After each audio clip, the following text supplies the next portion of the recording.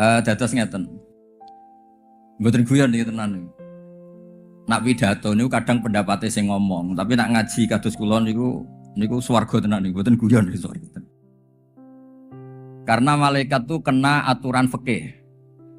Jadi kalau manusia diharamkan jotosi tiang apal Quran, malaikat juga diharamkan jotosi tiang apa? Apal Quran. Jika manusia diharamkan menghina tiang alim, malaikat juga sama diharamkan menghina orang alim. Terus niki ngaji kersane jenengan tahu betul betapa kangelane Ki Bisri damel al-Ibris. Dados Ibris niku maknane adzahabul khalis, emas sing murni niku bahasa mu'arrabe, bahasa yang diarabkan Ibris. Jadi Ibris itu dulu bahasa Yunani, terus mu'arrab itu diarabno terus dados napa? Ibris. Kula waos nggih. Kula dipeseni Mbah Mus, sakjane sing maca kitabe bae putu-putu. Dicucup tok, digus-gusno tok ra gelem maca niku. Tapi kula go Gus Rafiq tok, mboten Gus liyane. Kula niku radi fanatik teng ajarane bapak. Bapak kula niku nak ngandani kula. Hak kowe lara lah wae ngaji ku ngaji. Lara lah, sal ijek iso ngaji. Mergo kowe lara lah disalami templek ku gelem, salami templek gelem pas ngaji libur gitu. Dadi kowe nak pas lara kok gak ngaji, disalami templek yo gelem, prei ngaji yo prei salam templek ku fair. Ngajine libur, penghormatane jalan terus. Jadi Gus-gus yang rapati ngaji niku sakjane nak dihormati ku ya kudune rapati gelem. Sakjane niki cerita sak. Ning mboten nyindir, ngamuk niki wis kudu aturane jeneng ngono. Ya ngaji mboten kudu kados kula mboten. Malah kados kula nu ngaji masalah, ngaji ngoten ana podium nu masalah. Ngaji tenan ya guru madin, ngaji muridé 5, sing teko muk 1, kadang 5 utuh ning ngaji tenan. Mergo mesti ikhlas. Wong dikomersialno ora iso akhirnya mesti ikhlas nih. Saya nih. Kula waos nggih. Ben jenengan ngertos, saya ini pengagum mufasir-mufasir sing ngitmai dengan bahasa Indonesia atau bahasa Jawa. Dados di kamar kula niku wonten Al-Misbah karanganipun Pak Kures. Sing paling depan sing selalu sama saya niku terjemah Kemenak zaman tahun 71. Tesih Pak Muti Ali. Ketua timnya tesih Profesor Sunaryo. Beberapa anggota masih termasuk Ki Anwar Musaddad Wali Maksum. Termasuk kula nggih belajar Al-Ibris. Kersane ngerti lah nak kula nu tiyang Jawa. Kula waos nggih. Bismillahirrahmanirrahim. Ini ndak saya rubah sama sekali, persis teks yang teng mriki. Sabbih nyucekno sira isma rabbika ing asmane pangeran ira. A'la kang luhur. Alladzi khalaqa. Temriki beliau maknani kang nitahake sapa alladzi. Fasawwa mongko nuli nyempurnakno sapa alladzi. Sampeyan ora oleh bantah niki kula maca kok. Walladzi qaddara. Lan kang nekdir sapa ladzi fahada mongko nuduhaken sapa ladzi. Dados kula bilang ke panitia supaya untuk momentum ini kula maca suratul A'la sabbihisma rabbikal a'la. Terus kula waca teng penjelasanipun. Suratul A'la iku surat Makkiyah ayate akiye 19 ayat. Kanjeng Nabi kadhawuhan supaya nyucikake marang pangeran Allah kang maha luhur. Kang nitake sembarang kalir kanthi sempurna. Ngerti jenengan sembarang kalir? Ngerti Fi Rafi? Ya termasuk gawe kon barang sembarang kalir.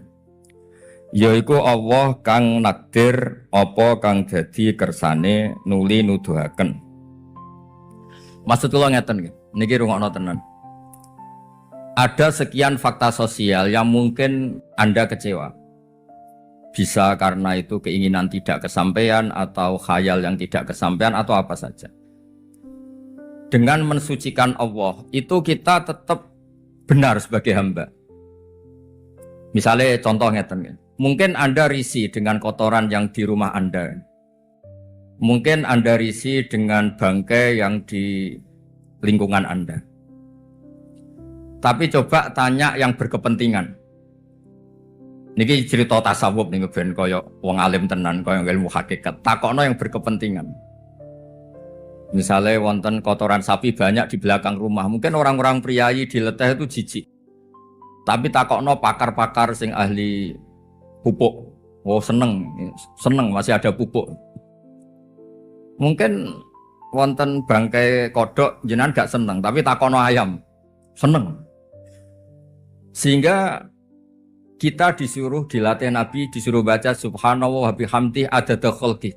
Kita mentasbihkan Allah itu adada khalqi, semua makhluk yang diciptakan Allah, termasuk mungkin yang Anda tidak suka, Anda tidak siap, Anda musuhan dengan makhluk itu. Tapi tetap subhanallah wa bihamdihi adada khalqi, sesuai jumlah makhluknya Allah, termasuk mungkin makhluk yang kita tidak senang. Sehingga tasbih ini yang menjadi alasan kita min ahlil jannah. Apapun kecewa kita, tetap kita baca subhanallah bihamdi adada khalqi wa ridha nafsi wa zinata arsy midada kalimati. Mulane kula pilih kata tasbih. Banyak orang yang karena terlalu fikih mungkin enggak siap dengan hakikat-hakikat yang dikersakno Allah Subhanahu wa taala. Tapi bagi orang-orang yang sudah makomnya kalau dalam bahasa pondok, niku nggih santai-santai mawon. Terus niki bener-bener kalau niat kepengen lah kalau jenengan kabeh min ahlil jannah. Sampeyan ora usah GR mesti mlebu swarga, tapi kudu yakin mlebu swarga. Kula bolak-balik kalau boleh dikatakan agak kumoluhur bolak-balik fatwa. Mlebu neraka iku angel, sing gampang mlebu swarga. Mergo mlebu neraka iku ora ana kuncine. Kan miftahul jannah la ilaha illallah kan dikai kuncine. Dadi nek mlebu neraka iku kebangetan. Orang Islam dikai kunci swarga miftahul jannah la ilaha illallah. Neraka kuwi ora dikai kuncine. Dadi nek mlebu iku yo aneh wong ora duwe kuncine kok mlebu. Kuwi ki nate dibantah mek tiyang neraka Gus gak ana pintune dadi glundang-glundeng. Wah ya repot ta ngono. Dene bayangno neraka jare ora ana pintune dadi wong karek mlebu. Ya kowe sing mlebu aku ora nggo kuncine aku.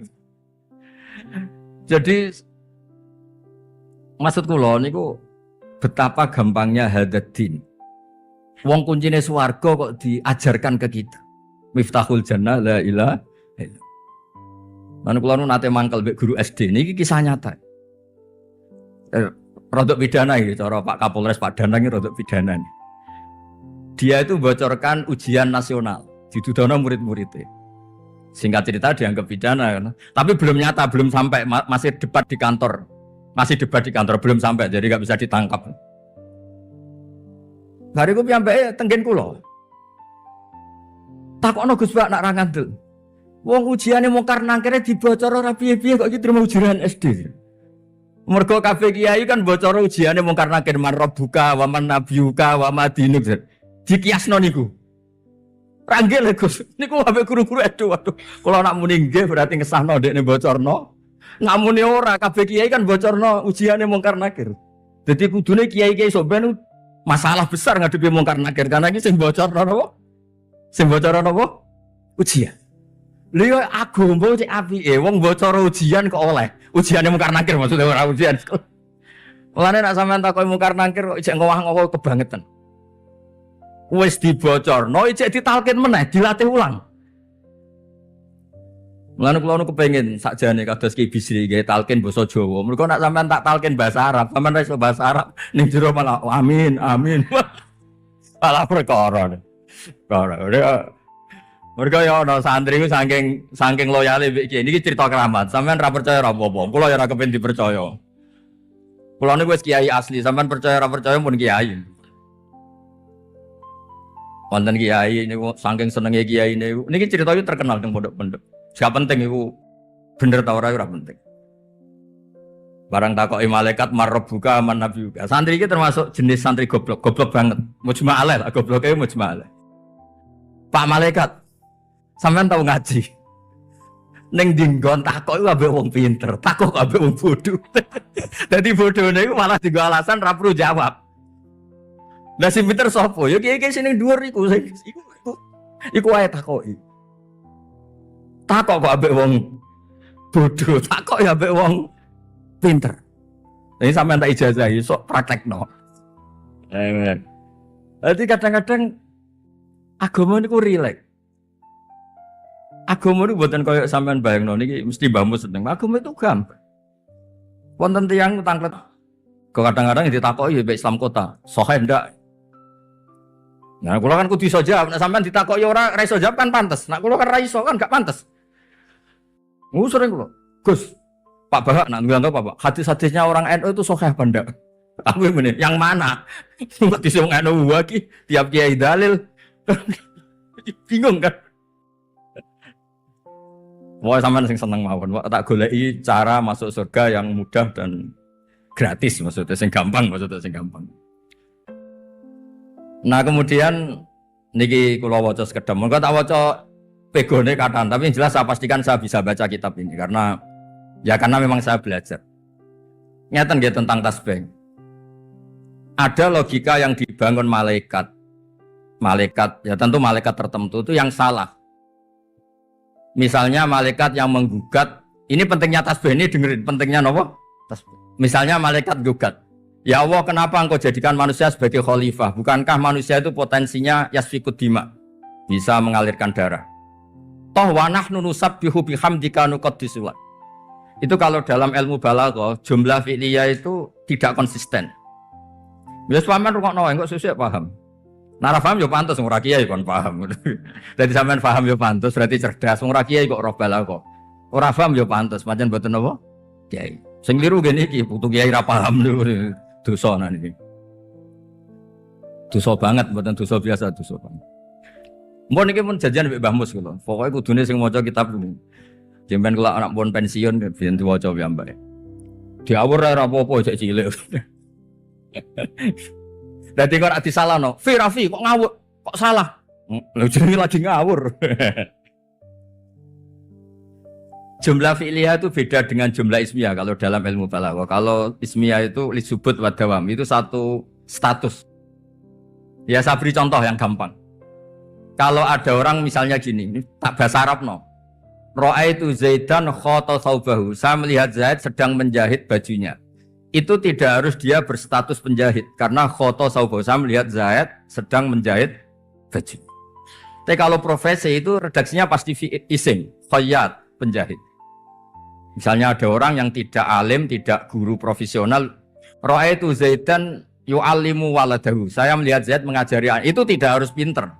Tapi kalau disebut Zaidun al-alim itu harus pinter karena statusnya apa? Ismiyah.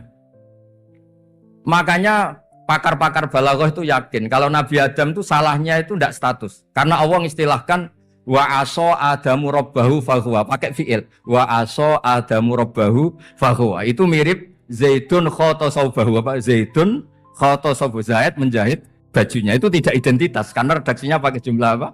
Fi'liyah. Tapi kalau Zaidun khayyatun itu identitas, berarti dia penjahit. Itu kalau orang balaghah itu penting banget, ilmu seperti itu penting. Nah, malaikat itu meredaksikan pakai fi'il. Ya Allah, gimana ini manusia yang potensi jahat kok malah engkau angkat jadi khalifah? Toh wa nahnu nusabbihu bihamdika nuqaddisu lak. Kita ini selalu bertasbih. Tapi saya ulang lagi ya, ini malaikat khusus sing rondok rapati papan atas. Mboten Jibril, Mikail mboten. Saya pastikan niku. Di semua tafsir yang saya baca kitab-kitab ageng niku ini enggak malaikat kayak Jibril, Mikail, malaikat kok jenengan orang kebanyakan. Ini kan janggal. Saya mentasbihkan engkau, saya mensucikan engkau. Tapi di saat yang sama meragukan keputusan Allah ngangkat Nabi Adam jadi khalifah. Itu kan sama dengan saya ini meyakini engkau suci, tapi kali ini ada masalah keputusan engkau ini. Kok Adam kau jadi angkat sebagai khalifah? Loh Allah ya mangkel loh. Jarene nyucekno aku kok ngevaluasi keputusanku. Aneh gak? Saya mensucikan engkau, tapi terusane tolong dieva. Berarti kan cara bahasa kasare kadose kali ini agak gak tepat keputusannya jenengan. Mulane pangeran terus duka. Nah, timbang sampean maca tasbih salah. Salah yo mergo modifikasi dhewe. Dadi ini ora tasbih tapi mantra. Kulo ijazahi mawon. Nak sing apalane angel wis pokoke wiridan subhanallah walhamdulillah wa akbar subhanallah walhamdulillah. Timbang ijazahku mau kepanjangan mudah bingung malah sampean. Nabi itu kalau muji tasbih ngendikane la'an aku la subhanahu wa bihamdi Sateruse, biar sing gampang-gampang mawon. Lan aku la subhanallah walhamdulillah wa akbar ahabbu ilayya mimma tola'at al-hisamsu. Satu hari saya baca tasbih sekali. Itu lebih baik daripada dunia seisinya.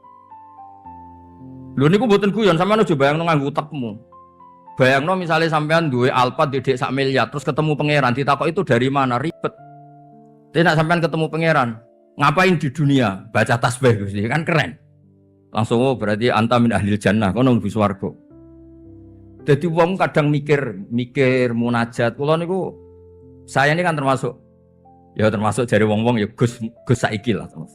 Kula termasuk iso dipertanggungjawabno lah. Kula niku pun siap-siap nak ketemu pangeran. Mulane nak ngaji kula teng Jogja teng putih-putih mesti wonten dan subhanallah wa bihamdi adata khalqi wa ridha nafsi wa zinata arsy data kalimat. Dan takoki pangeran, "Kita mulang nerang opo hak nggih sak kecekel ya Gusti." Tapi kalau tutup mau tasbih, selesai kan?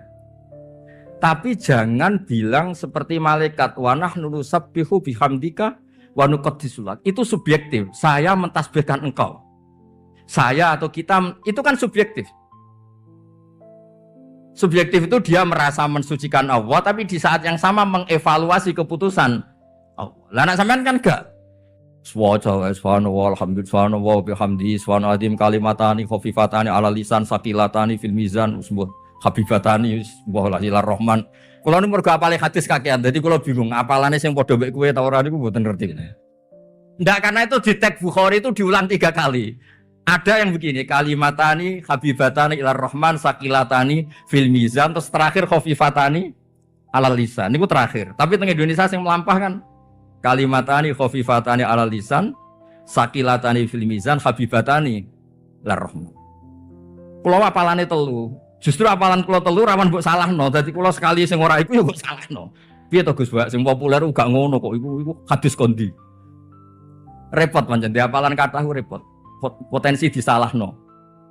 Kaya kula misale salat ra kunut, barani Muhammadiyah. Padahal cara mazhab Hanafi mboten kunut. Berarti Imam Hanafi Muhammadiyah, Imam Syafi'i NU. Repot. Jadi resikone wong ngaji kathah niku ya rada repot. Wong kula nate haji tenan niku. Niku mubeng Ka'bah, mboten wani nyekel kiswah. Disalahno. Kula pas niku haji bareng tiyang Jogja. Pak undang kula Pak Bak, kok Mbak megang Ka'bah? Jauh-jauh ke sini kok ndak megang Ka'bah. Tuh, nerangno piye? Bareng pun teng kamar, kula jek diprotes. Jauh-jauh kok ndak megang Ka'bah? Kamu tuh enggak ada rindunya sama Ka'bah. Kula dereng kondang, dereng pati terkenal. Tapi pun alim lah, alime pun alim, pun cukup lah. Nak trimo go bantah-bantahan fasul masail pun cukup lah. Apa nerangno wedi nek adikne kecewa, mau ibadah kok dikecewaan. Kula kan putrane bapak. Bapak itu paling enggak suka ngecewakan orang awam niku bapak. Wah, akhirnya disalahno terus ora kuat. Waduh. Kula ya menungso. Ngeten Ka'bah niku jare tiyang kathah, mugi-mugi mboten jare tiyang kathah. Kiswah niku diminyaki. Lah tiyang haji niku mboten angsal nyekel sing berminyak wangi.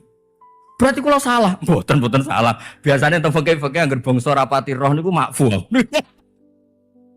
Terus semuanya ra karuan dene. Semuanya pol beku. Lho ternyata Pak Ba itu orang pinter, orang alim. Badan gue suwe ngenyak uang badan. Aduh, repot. Terus kalau orang alim itu kan enggak berani tawaf itu deket sama Ka'bah karena takut menginjak sadarwan. Sadarwan itu luwihan pondasi. Tapi menurut orang kebanyakan kan aneh, wong tawaf kok ora wani marek Ka'bah. Mergo nak merek banget itu nanti kamu menginjak sadarwan berarti ora ngubengi Ka'bah tapi tawaf alal Ka'bah, malah kamu di atas. Itu cara madzhab Syafi'i. Untungnya madzhab Maliki, madzhab Hanafi ndak. Mas, gak apa-apa, ora ketok, wis gak apa-apa. Lah kula nu maca takbir sing popo ya maca takbir sing ora popo. Nah, akhirnya kula kan milih untuk diri saya milih sing popo, berarti agak jauh. Nah, ana wong parek tak golekno madzhab liya. Lho tak golekno ngono aku disalahno. Oleh ra sopan. Lho cara kula ora dilatih ikhlas ngamuk tenan. Tapi kula kan kiai dilatih ikhlas, dilatih. Ya saya ulang lagi ya, kalau ijazah. Jadi kalau mentasbihkan Allah itu jangan pakai bahasanya sendiri. Pakai sing musalsal ila Rasulillah sallallahu alaihi wasallam. Ya sing gampang-gampang ngono. Subhanallah alhamdulillah wala ilaha illallah. Karena sekali pakai kreasi Anda itu masalah. Ada cerita Abu Yazid Al-Bustami awal-awal jadi wali. Ini cerita sampean ra kudu percaya. Ora penting sampean percaya ora percaya. Sampean mbok imani ya kepengin dadi akeh bojo ayu neriman mati mlebu swarga. Dasar penghayal. Abu Yazid pertama jadi wali itu wiridane ngeten. Usab bihukaya Rabbi, maksudnya pakai fiil. Walhasil beliau ngalami satu mukasyafah. Abi naksun ya Aba Yazid hatta tunazihani wa hatta tusabbihani. Memangnya saya ada masalah apa sehingga engkau sucikan? Kalau unazihuka kan berarti saya mensucikan engkau. Memangnya saya ada masalah apa sehingga perlu engkau sucikan? Saya ini sudah al-kamal, sudah al-kamil fi dzati, al-qayyum. Saya ini sudah kamil, sudah sempurna li dzati. Dan saya ini sudah sempurna, enggak butuh kamu tasbihkan, enggak butuh kamu tahmidkan. Saya ini sudah sempurna. Memangnya ada masalah apa? Wah ngamuk, wah nangis sampai merah situ jadi wali. Gara-gara kreasi bahasa nih wah. Tapi beda dengan kalau kamu pakai bahasa sing musalsal. Subhanallah walhamdulillah. Mau disalahkan gimana? Ya Allah, hadhihi lughatu habibika Muhammad. Atau hadhil kalimah kalimatu haqqin sing natalaq min afail masyayah ila habbi khalqika rasulillah kan aman. Ini kalimat pilihannya Rasulullah, kekasih jenengan. Malaikat tapi sapa? Tidak sampean sing ngomong. Mbok kreasi no kaya apa ya sampean wis profesor balaghah lah. Tetap masalah. Sing mbok adep iku pangeran, mboten penguji. Penguji gampang, Guys. Paham ya? Dados kula suwun kalimat tasbih ini luar biasa. Sehingga sabbihisma rabbikal a'la. Kemudian ada disiplin-disiplin tafsir yang orang bisa berdebat. Kenapa ada isma rabbik? Yang kita sucikan kan Tuhan, bukan namanya, tapi Tuhan itu. Itu ada banyak ulama yang mengatakan al-ismu ainul musamma. Tapi ada ulama yang berteori begini. Untuk orang-orang terhormat dalam bahasa keseharian, itu memang nggak boleh disebut langsung. Sehingga dalam bahasa Arab manapun itu ila hadratis syekh. Yang kamu hormati itu syekhnya apa depannya? Syekhnya kan. Majelis hakim memutuskan. Yang memutuskan itu hakim apa majelisnya? Hakim. Tapi bahasanya majelis hakim memutuskan. Makanya orang menyebut Basyim Asy'ari itu hadratus syekh Basyim Asy'ari. Padahal hadro itu tidak orangnya.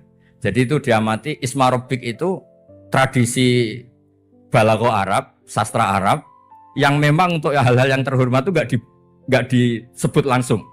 Seperti kita menghormati, saya misalnya menghormati Mbah Mun, guru saya hadratus syekh. Paham ya? Yang kita hormati itu kan Mbah Munnya, tapi kita nyebut hadratus. Sehingga sabbih isma rabbik bukan sabbih rabbaka tapi sabbih isma rabbik. Tapi seorang lagi ini wilayah yang mungkin para penekun tafsir, penekun balaghah sing ngertos. Ya saya ini ijazah resmi nih. Pokoknya nak maca tasbih itu ngikuti bahasa sing dipilih Rasulullah Shallallahu Alaihi Wasallam. Karena kalau yang milih kita itu resikonya kayak malaikat tadi ngendikan wa nahnu nusabbihu bihamdika nuqad disulat. Saya mentasbihkan engkau ya Allah, tapi di saat yang sama. Tapi tolong evaluasi keputusan engkau tentang Nabi Adam jadi khalifah. Ngevaluasi itu bentuk tasbih apa bentuk rodok suudon.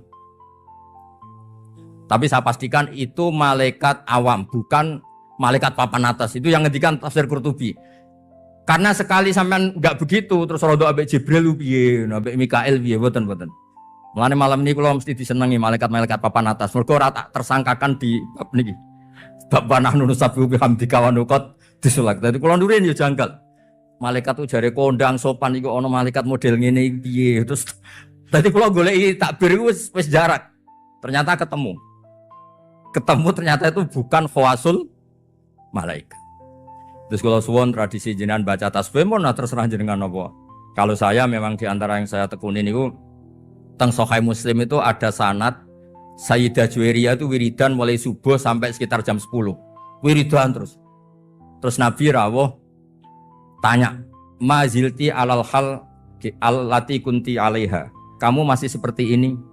Iya kata Sayyidah Juwairiyah. Kata Nabi, "Laqad qultu ba'daki arba'a kalimatin salasa marrat lawuzinat bima qulti lawazinat hunna." Wah kira-kira gitu. Saya tadi melafadzkan 4 kalimat, saya baca 3 kali, tapi kalau ditimbang dengan amali kamu, itu masih keren yang saya baca ini. Terus diajari subhanallah wa bihamdi adada khalqi wa ridha nafsi wa zinata arsy wa midada kalimati. Itu bisa menyingkat wiridan. Sampean kan gak iso tak bayangno bar subuh wiridan nganti jam 10 mukhal sampean ora diutang mukhal. Yang bisa sabar wiridan biasanya wong diutang, wong ambisi, wong problem. Nah, tiang-tiang normal kados kula niku mesti mboten saged. Itu butuh banyak masalah. Bapak kula nang ijazahi kula gede, nek ana wong mlete, nek ana mlete aja warai taklim muta'alim tok ikhya gak mandi. Dongakno diutang kok di akhlak dhewe. Wong mlete mbok kandhani ngaji ora mandi. Dongakno duwe napa? Utang. Niku gadah akhlak ya, Mbak. Nggih ngoten mawon. Assalamualaikum warahmatullahi wabarakatuh. Baik saja. Saya mengapresiasi pertanyaan dari mahasiswa non-muslim tadi. Sebetulnya ketika negara ini berdiri itu ya dialek semua antar umat beragama. Sehingga diputuskan yang penting itu berketuhanan. Maka yang ditolak oleh konstitusi kita adalah ateisme, komunisme. Saya membayangkan misalnya punya anak perempuan, diajak orang yang tidak beragama di tengah hutan misalnya. Bunuh ya tidak takut Tuhan, merkosa tidak takut Tuhan, salah etika ya tidak takut Tuhan. Bandingkan kalau diajak yang beragama. Pasti masih ada rambu-rambu, ada ini itu. Sehingga memang masalah betul ketika orang tidak berketuhanan itu. Jadi saya ingatkan Mas tadi, siapa tadi namanya? Yang non Irman saya. Yang non muslim tadi itu. Siapa? Namanya siapa? Siapa? Kurang jelas. Ya, Siapa namanya? ya. Krisman. Ya. Oke, namanya Krisman. Jadi Mas Krisman ya, kalau dibilang nggak pernah ada dialog, dulu ketika negara ini berdiri, itu semua tokoh agama bersepakat. Termasuk saat itu ya ada Perindo, selain ada NU ada Perindo. Itu yang ditentang itu adalah ateisme. Karena kalau orang tidak bertuhan itu ngeri. Ngerinya itu ya tadi misalnya kita punya anak perempuan atau punya keluarga, diajak orang yang tidak beragama. Misalnya berzina ya tidak takut dosa, merkosa ya gak takut, bunuh ya gak takut karena gak punya Tuhan. Mungkin takutnya sama polisi ya kalau ketahuan, kalau enggak. Tapi kalau orang bertuhan ini sistem kesalehannya, sistem kebaikannya ini berlipat-lipat. Takut hukuman Tuhan, takut app sosial, takut ini itulah. Sehingga kita bersepakat berketuhanan. Lalu kedua ada beberapa kejadian nyata. Di beberapa negara yang fahamnya itu tidak bertuhan, itu bekas kondom atau bekas apa dipakai lagi, didaur ulang. Bahkan tinja yang bisa dikelola jadi bahan makanan. Kalau yang beragama tidak, termasuk mungkin di ilmu medis ini tidak wilayah saya tapi saya cerita. Mungkin masalah-masalah kayak ya apa hal-hal yang menurut kita dilarang, menurut agama mereka enteng saja. Misalnya bikin cadangan-cadangan organ tubuh dan sebagainya. Kalau beragama itu masih enak, aturannya jelas. Kalau nggak beragama itu repot. Sehingga saya cerita sedikit lagi-lagi karena kadung dipuji ahli Quran Pak Kures sama saya. Saya cerita. Dulu ketika Rasulullah itu sugeng masih hidup, itu ada kekuatan politik. Satu Romawi bertuhan, yang satu Persia tidak bertuhan, tidak berkitab suci. Ketika Romawi kalah, itu Rasulullah itu susahnya bukan main. Karena yang masih mentautkan diri dengan Tuhan, kalah sama yang sudah tidak bertuhan. Dan ketika akhirnya Persia yang kalah, yang menang Romawi, Nabi itu ikut senang. Karena yang bertuhan mengalahkan yang tidak bertuhan. Kenapa penting bertuhan? Karena bertuhan itu setidaknya punya aturan. Melakukan ini dosa, melakukan ini dosa. Empati sama fakir miskin itu ibadah. Semua agama pasti sama di tema-tema seperti itu. Sehingga berketuhanan ini penting sekali, kata Pak Kores tadi. Berketuhanan itu luar biasa. Terus kedua, ini penting juga. Saya mohonnya. Saya pernah juga disowani beberapa tokoh dari Mabes Polri. Saya sering bilang, Indonesia, utamanya pejabatnya harus terima kasih sama seluruh rakyat Indonesia. Karena itu aset yang sebenarnya Indonesia ya seluruh rakyat Indonesia. Saya cerita, satu cerita ini hadis sahih di Bukhari, gak bisa dipertentangkan. Ini hadis sahih di Bukhari, di Muslim. Di antara yang diapresiasi Allah itu adalah potensi jahat kita tidak menjadi, tidak kita wujudkan. Kalau seluruh rakyat Indonesia, tidak usah seluruh, 1/4 kita ini maling semua. Itu negara miskin kok, karena biayai kita di penjara 2 tahun, 3 tahun. Separuh kita mentalnya membunuh, habis Indonesia. 1/4 saja, 1/3 saja, 1/8 saja punya mental killer, itu habis Indonesia. Ketika rakyat kita, ketika tetangga kita, masyarakat kita tidak melakukan kejahatan, itu ketertiban yang sejati. Maka semua bentuk ketidakkriminalan yang dilakukan oleh rakyat Indonesia itu awal dari aset bangsa ini. Coba kalau semua orang mencuri, habis negara untuk biayai di penjara. Semua orang kriminal, berkahnya mereka tidak melakukan, Indonesia baik-baik saja. Sebab itu ketika ada sekian kebaikan, Nabi terakhir ngendikan apa? Takufu syarroka anin nas fa innaha shadaqatun minka ala nafsik. Potensi jahat kamu jangan kamu lakukan, itu sudah menolong peradaban. Para gadis tetap gadis karena nggak diperkosa. Orang yang punya kambing satu tetap punya kambing satu karena nggak dicuri. Orang yang berkarir tidak terhenti karena karakternya nggak dibunuh, tidak dihujat, tidak dihentikan, tidak disetop oleh cibiran, oleh bulian. Maka di antara 7 orang yang dilindungi Allah, fi dzillihi yauma la dzilla illa dzilluh, itu Nabi hanya cerita orang yang enggak jadi.